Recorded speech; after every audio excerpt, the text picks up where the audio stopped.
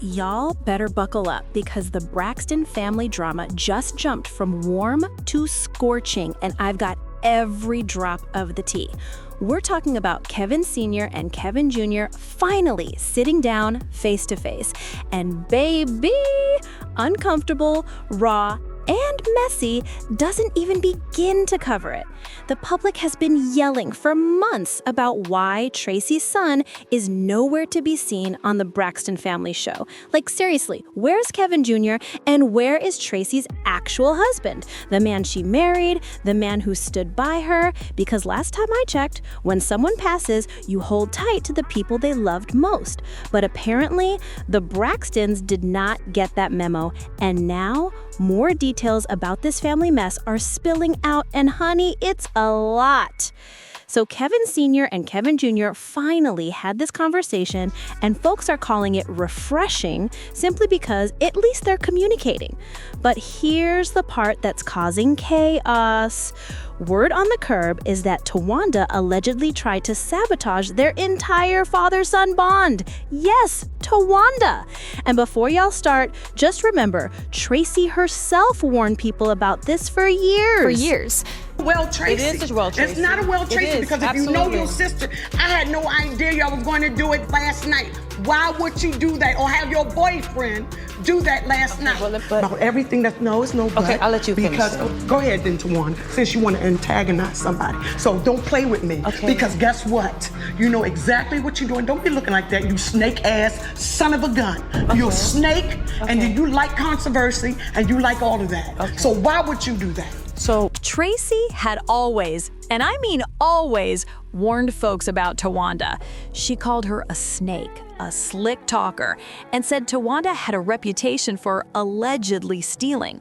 And the streets, honey, they've been calling her a thieving you-know-what for years.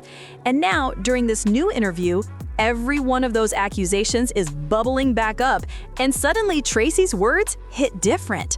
Now, let's get into this interview because, baby, it gets awkward fast. Kevin Jr. kept challenging his father at every turn. Meanwhile, Kevin Sr. is sitting there speaking with love, patience, sincerity, and let's not forget, this man has been battling health problems. He even suffered a seizure. So for him to still reach out to his son takes real strength. But Kevin Jr. is acting like someone whispered poison in his ear. They even revisited their past physical altercation, heavy stuff, but at least they're addressing it. If you want to see the full chaotic exchange, the video is called Continuing the Legacy of Traci Braxton. Now let's talk about the pressure points. One major flare-up happened when Kevin Sr. mentioned that Lauren had a strong bond with Traci, and that Traci felt Lauren was being pushed out. Baby, Kevin Jr. did not like hearing that. He cut it off immediately. He didn't want the phrase pushed out anywhere near Lauren's name. That moment turned tense real quick. Then came the next of kin drama, and this is where it's obvious somebody fed Kevin Jr. the wrong information. Kevin Sr. said he was Traci's next of kin, which legally, as her spouse, he was. But Kevin Jr. got upset, insisting next of kin means the kids, and truly believed that. But baby, that's not how the law works. Her husband was her legal next of kin for 2 years. Yeah. How about you? You keep bedazzling that. I'm not bedazzling, a lot's going on with your transition, man. Yeah, I'm dating now, so. Okay.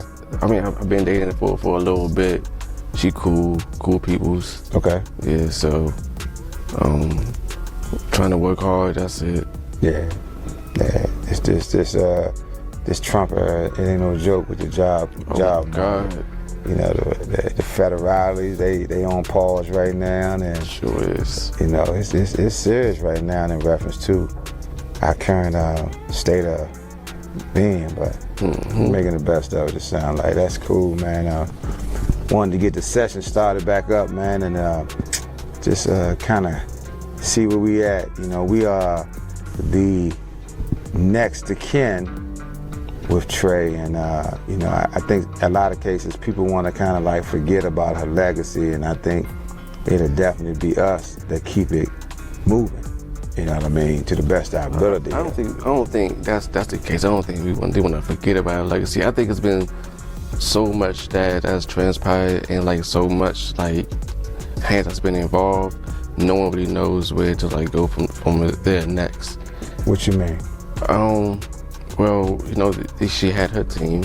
She had her team and stuff, and great team. You know, I like what they done for my mom's career. But I feel like it was a point where two different entities wasn't like going. You know, it was clashing.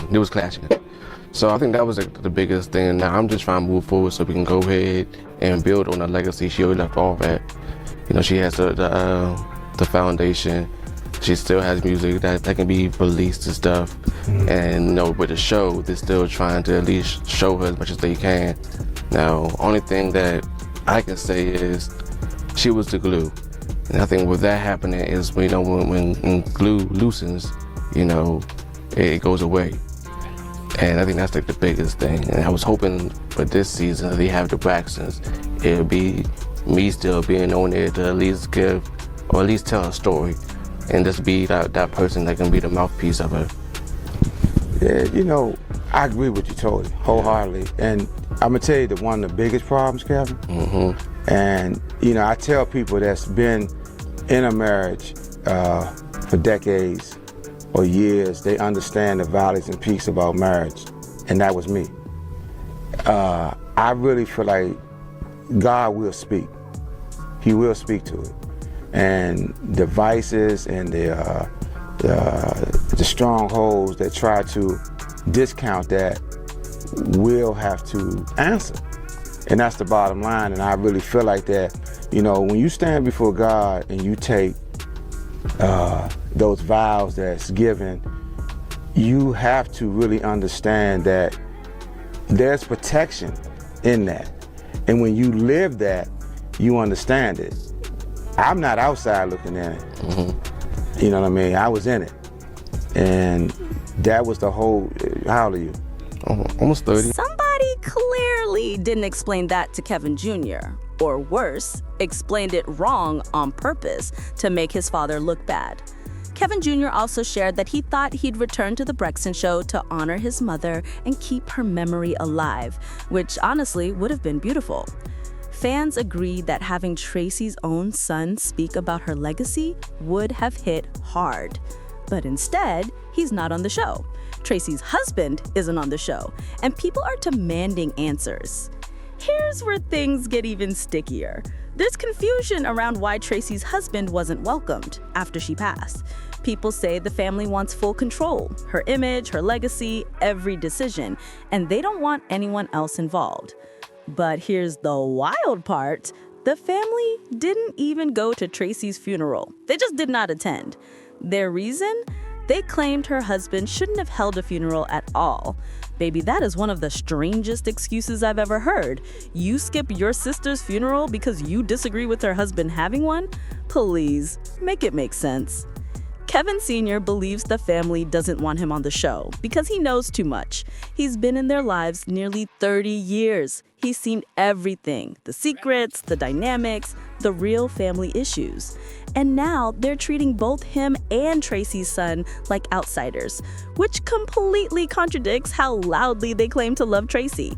If you actually loved her, you'd embrace the people she loved most. Period. You know, your mom really fell in love with Lauren because of. You know what the because of is? I feel like there was a light. Definitely. That's why she felt that daughter. Yeah. You know, mom connection. And Lauren was kind of pushed out. And your mom felt that too, at a good point. She said this to me. Huh? Because of baby. No, tell me what you about. Nah, because I don't.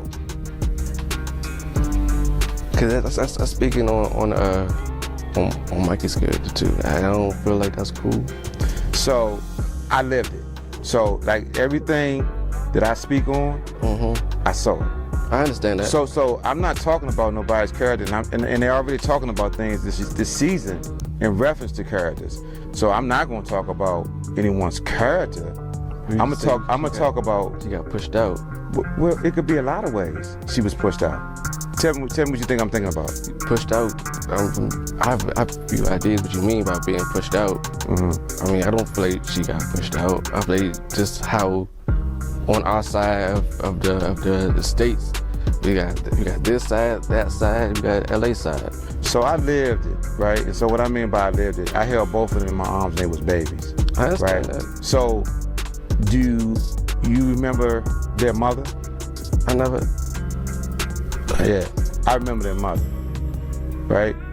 So it's not like I wasn't there. I wasn't 100% there. I'm not saying you wasn't there. So what I'm saying is when I say push out, I can say it from a whole lot of levels. So we met. Because Ashley just talked about what she went through, right? Yeah. So I knew what she was going through on many levels. And myself and your mom used to talk about this. So it's not like I don't know all these different levels of what happened. Then as far as me going into details, I'm not gonna do that. Not on this. You know what I mean? But what I'm saying to you is... As the interview continues, the energy gets more tense. Multiple moments where both men look visibly uneasy, especially when Lauren, Mikey, and family dynamics come up. Kevin Jr.'s attitude toward his father is stiff from the beginning. When Kevin Sr. talked about Traci and Lauren being close, Kevin Jr. reacted like his father was attacking someone personally. He accused him of going after Mikey's character, even though nothing said was insulting. It really feels like somebody fed Kevin Jr. misinformation. And here's the quiet tea. Mikey seems more focused on impressing the Braxton family than supporting Kevin Jr.'s father. That's sad. Kevin Sr. explained he's been part of this family for almost 3 decades. He helped raise Lauren and Ashley. He was there. Now he just wants to reconnect with his son and keep Traci's legacy respected. But Kevin Jr.'s resistance feels off, unnatural, like it didn't come strictly from him. It feels influenced, coached, like someone's been in his ear. And that leads to the biggest takeaway. The father clearly wants healing, closeness, and unity, but the son is displaying tension, confusion, and emotional pushback, which lines up perfectly with rumors that Towanda was allegedly manipulating Kevin Jr. behind the scenes. When you put Traci's warnings, Kevin Jr.'s behavior, and the ongoing drama side by side, the picture is clear. This whole situation is heartbreaking and messy. A family that should be united in honoring Traci is falling apart, and the people she loved most are being pushed aside. Hopefully, Kevin Jr. wakes up to whatever influence has clouded his judgment so he and his father can find real peace. Life is too short, and Traci would want all her loved ones together, not torn apart. And that's the full tea. Go watch that interview and let me know what y'all think is really happening behind the scenes.